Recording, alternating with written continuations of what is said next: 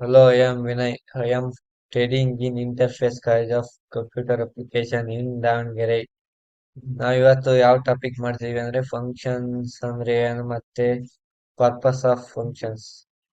Functions ಅಂದ್ರೆ ಏನು ನೋಡೋಣ. C program is procedure oriented language. Procedure is nothing but group of statements that together perform a task. Procedure means ನಾವು C program ಅಂದ್ರೆ procedure line by line ಅದು work ಆಗ್ತಾ ಹೋಗುತ್ತೆ ಅದಕ್ಕೆ procedure oriented ಅಂತಾರೆ. ಆಮೇಲೆ procedure has different names like method function. Hmm ಯಾವ ತರ ಅಂದ್ರೆ ಇದು ಫಂಕ್ಷನ್ಗಳು ಮೇನ್ ಫಂಕ್ಷನ್ ಸಬ್ ಫಂಕ್ಷನ್ ಆಗಿ ಪ್ರೊಸೀಜರ್ ಓರಿಯೆಂಟೆಡ್ ವರ್ಕ್ ಆಗ್ತಾ ಹೋಗುತ್ತೆ ಸಿ ಪ್ರೋಗ್ರಾಮ್. ಆಮೇಲೆ function is a group of statements that together perform a task. Every C program has at least one function and that function nothing but main. ಒಂದು main function ಇರಲೇಬೇಕು ಇದ್ರಾಗೆ C ಅಲ್ಲಿ. ಮತ್ we can divide up hour code into separate functions. ಆಗ್ಲೇ ಸಬ್ functions. ನಾವು ಒಂದು function ಬರ್ತೀವಿ ಅಂದ್ರೆ ಅದಕ್ಕೆ ಸಪರೇಟ್ ಕೋಡ್ ಬರ್ಕೊಂಡು ಹೋಗೋದು. ಒಂದು ಸಬ್ ಫಂಕ್ಷನ್ ಈಗಾರು ಅಲ್ಲಿ ಒಂದಾರು ಬರೀ ನೂರಾರು ಬರೀ ಸಪರೇಟ್ ಆಗಿ ಕೋಡ್ ಬರ್ಕೊಂಡು ಹೋಗ್ಬೇಕು ಸಬ್ ಫಂಕ್ಷನ್. ಆದ್ಮೇಲೆ each function is logically separated in unit and perform specific task. Each function is logically separated until a and perform specific. ನಾವು ಬರಿತೀವಲ್ಲ ಆ ಕೋಡು ಪರ್ಫಾರ್ಮ್ ಸ್ಪೆಸಿಫಿಕ್ ನಾವು ಯಾವ ತರ ಬರ್ತೀವಿ ಆ ಟಾಸ್ಕ್ಗೆ ವರ್ಕ್ ಆಗುತ್ತೆ. ಫಂಕ್ಷನ್ಸ್ ನಥಿಂಗ್ ಬಟ್ ಫಂಕ್ಷನ್ಸ್ ಅಂದ್ರೆ ನಾವು ಒಂದು ಸಪ್ರೇಟ್ ಆಗೂ ಬರಿಬೋದು ಮತ್ತೆ ಒಂದು ಯಾವ ತರ ಪ್ರೊಸೀಜರ್ ಓರಿಯೆಂಟೆಡ್ ಬರಿಬೋದು. ಮತ್ತೆ ಅದು ಯಾವ ತರ ಅಂದ್ರೆ ಫಂಕ್ಷನ್ ಅಂದ್ರೆ ಏನಪ್ಪಾ ಅಂದ್ರೆ ನಾವು ಒಂದು ಬ್ಲಾಕ್ ಆಫ್ ಕೋಡ್ ಬರ್ತೀವಿ ಅದು ಏನ್ ಮಾಡುತ್ತೆ ಪರ್ಫಾರ್ಮ್ ಸ್ಪೆಸಿಫಿಕ್ ಟಾಸ್ಕ್ ನ ಕಂಪ್ಲೀಟ್ ಮಾಡುತ್ತೆ. ಈ ಫಂಕ್ಷನ್ಸ್ ಅಂದ್ರೆ function is set of statements under name and performs the defined task.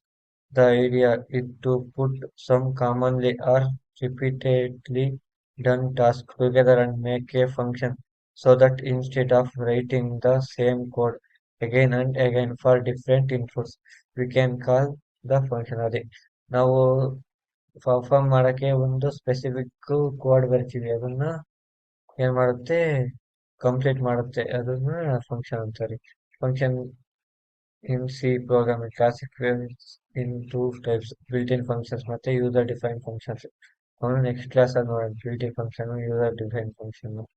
Built-in functions are provided by C and just user needs to use built-in functions wherever needed. Example printf, scanf, str, cat ಬೇರೆ ಇರ್ತವೆ.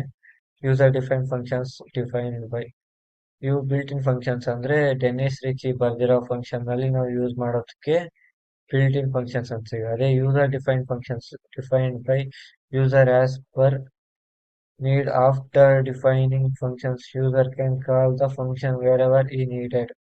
Find greater ನಾವೇ ಏನು own ಆಗಿ ಬರ್ಕೊಂತೀವಲ್ಲ ಯೂಸರ್ಸೇ ಅದಕ್ಕೆ user defined function. Purpose of function it breaks down a program into small reusable pieces of code. It is easier to debug. They allow use to reuse a code instead of rewrite.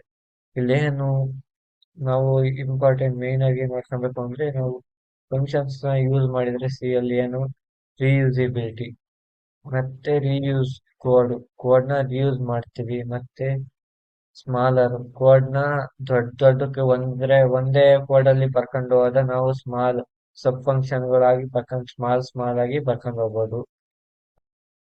ಈಗ functions ಮೇಲೆ ಒಂದು example program ಮಾಡ್ಕೊಳ್ಳಿ. ಈಗ ಎರಡು break point ಇಟ್ಕೊಂಡಿವಿ. ಈ break point ಗೆ ಈಗ debug ಮಾಡಿ ಶುರು ಮಾಡೋಣ.